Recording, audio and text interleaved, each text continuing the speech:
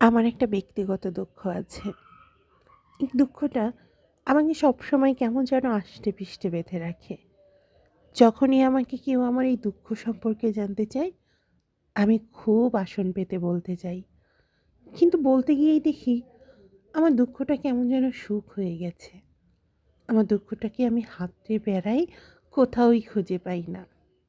আবার যখন সেই প্রশ্নকর্তা উধাও হয়, আমার দুঃখ আমায় জড়িয়ে ধরে থাকে। তখন আমি বুঝতে পারি এই দুঃখ আমার নিজের দুঃখ। এই দুঃখ আমার ব্যক্তিগত দুঃখ। কিছু দুঃখ জীবনের সাথে এমনভাবে বেঁধে যায়, যাদেরকে চাইলেও আর আড়াল করা যায় না। আমার ব্যক্তিগত দুঃখটাও ঠিক এমন। আমার একান্ত প্রয়োজনে, আমার একান্ত একাকিত্বে আমার দুঃখই আমার সাথী। তাই আমি আমার ব্যক্তিগত দুঃখকে ভালোই বাসি। থাকুক না, আমার একটু দুঃখই না হয় থাকুক।